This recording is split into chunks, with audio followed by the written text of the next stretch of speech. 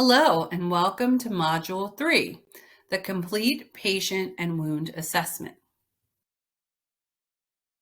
Our objectives for this module are to identify steps of a complete patient assessment, give an overview of common barriers to wound healing, discuss elements of a complete wound assessment, and detail the importance of proper documentation.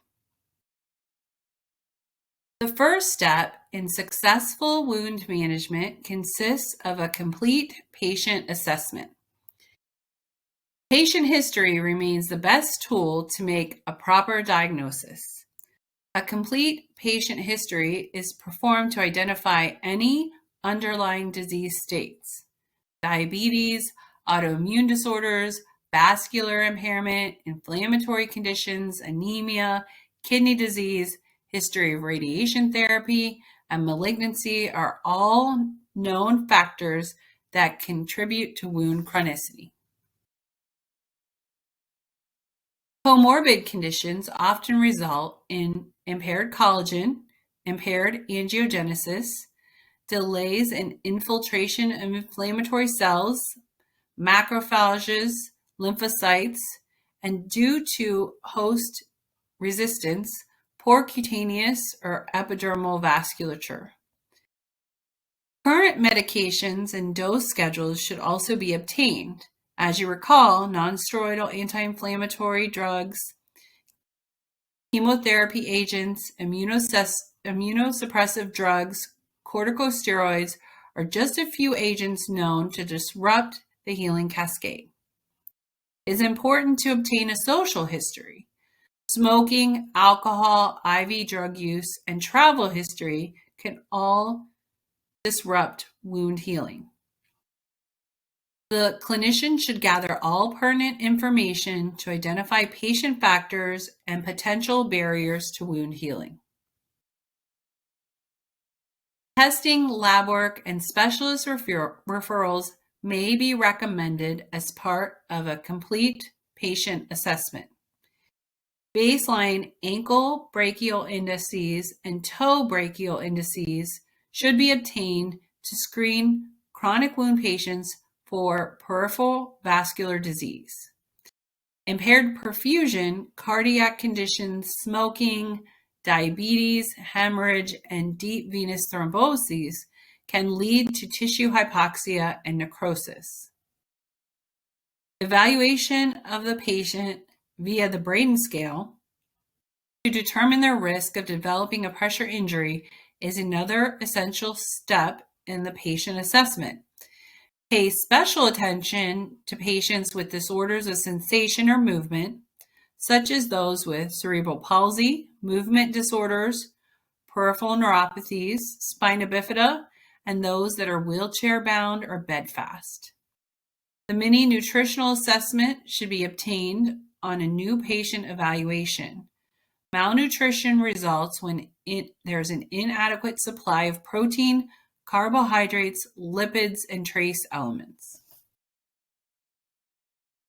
Let's discuss the detailed wound assessment.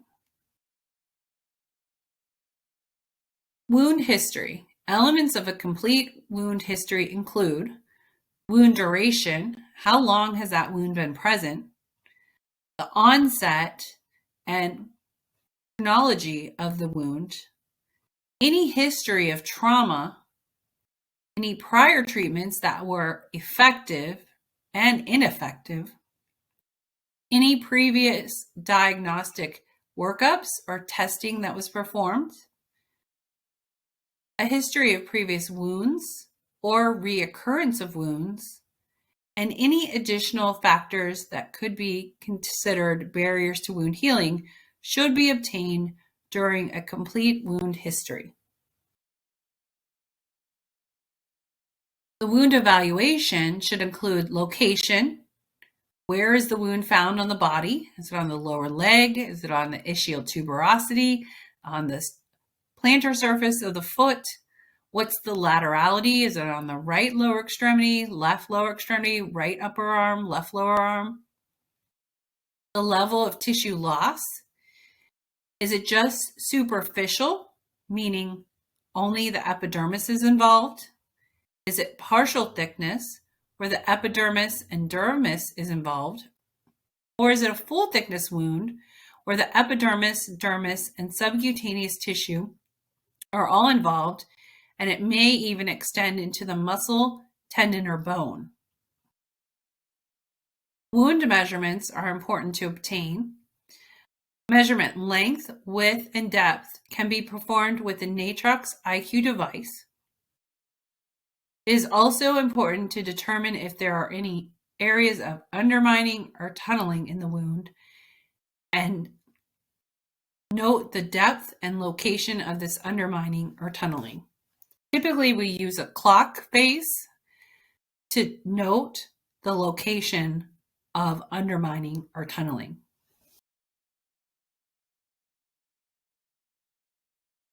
As part of the wound evaluation, we should describe the wound bed. When you're describing the wound bed, you could describe it as granulation tissue, which would be healthy, viable red tissue.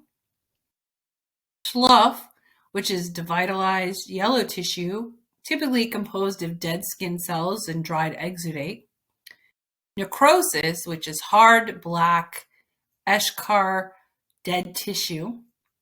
Or epithelialization, which is new tissue formation, usually pink and healthy. When you're describing the wound tissue type, all of these percentages should equal 100%. A thorough wound evaluation also includes a peri-wound tissue assessment. There are several different descriptors you can use when evaluating the peri-wound.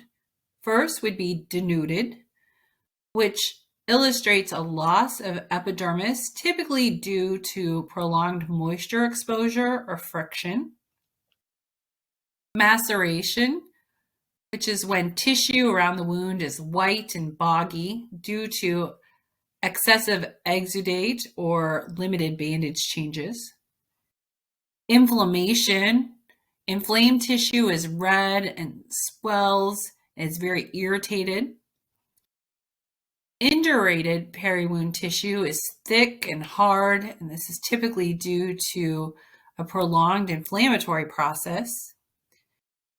And very commonly seen in diabetic foot ulcers is callus tissue, and this typically indicates an area of friction or pressure in the peri-wound. Part of the wound evaluation is to note the quality and amount of exudate.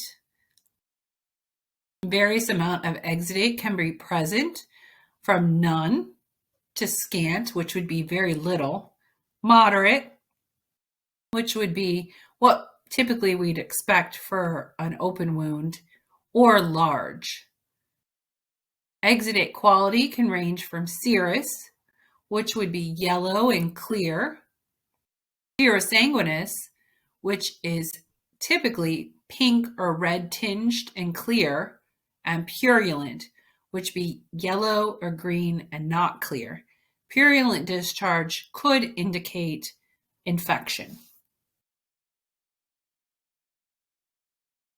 Signs and symptoms of infection will include odor, increased pain, erythema, or redness around the peri-wound that doesn't blanch, which could be considered cellulitis, high amounts of exudate or increasing amount of exudate, warmth to the tissue in the peri-wound compared to the contralateral limb or the surrounding tissue, and edema.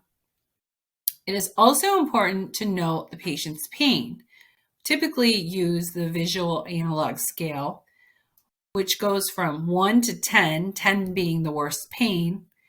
It's also important to track onset of pain, duration of pain, and anything that exacerbates or relieves pain. There are several different wound diagnostics that will be part of your wound evaluation. We have the ability to use fluorescence imaging via the MolecuLight to note bacterial contamination, and then also oxygen assessment with either the snapshot or the mimosa, and we'll cover that in the wound diagnostic module. So in summary, patient assessments include a thorough history and physical and examination, and also a thorough wound evaluation.